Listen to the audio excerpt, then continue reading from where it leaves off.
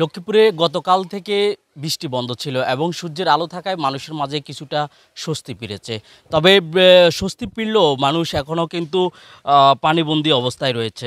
লক্ষ্মীপুরে প্রায় ৮ লাখ মানুষ এ পর্যন্ত পানিবন্দী রয়েছে। সব মিলিয়ে বলা যায় লক্ষ্মীপুরের বন্যা পরিস্থিতি কিছুটা উন্নতি হয়েছে। আমি এখন আছি লক্ষ্মীপুর সদরের চররুইতা ইউনিয়নে। এই এলাকায় কিন্তু আজই ত্রাণ সামগ্রী নিয়ে এসেছে বেসরকারি এনজিও সংস্থা এসএসএস।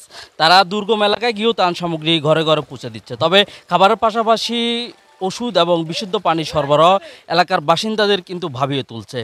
আমরা আগেও যেমনটি জানিয়েছি, লক্ষ্মীপুরে বিভিন্ন খাল প্রভাবশালীরা দখল করে এবং বাঁধ দিয়ে পানির প্রবাহ বন্ধ করে রেখেছে। প্রশাসনের পক্ষ থেকে এরই মধ্যে বাঁধগুলো অপসারণের কথা বলা হলেও এখনও কোনো বাঁধ অপসারণ করার খবর আমরা পাইনি।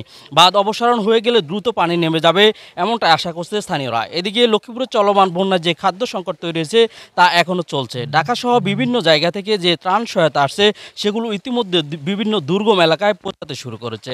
তবে এখনও মানুষের খাদ্য সংকটের পাশাপাশি বয়স্ক এবং গোখাদ্যের ব্যাপক সংকট দেখা দিয়েছে। এছাড়া নতুন করে দেখা দিয়েছে বিভিন্ন পানিবাহিত রোগ। সব মিলিয়ে বলতে গেলে লক্ষ্মীপুরে এখনও কিন্তু প্রায় পানিবন্দী অবস্থায় রয়েছে লক্ষ্মীপুরের প্রায় পথঘাট সহ গ্রামীণ বিভিন্ন সড়ক। এতে করে মানুষের দুর্ভোগ কিন্তু এখনও কমেনি। এ ছিল লক্ষ্মীপুর থেকে আমার কাছে সবশেষ।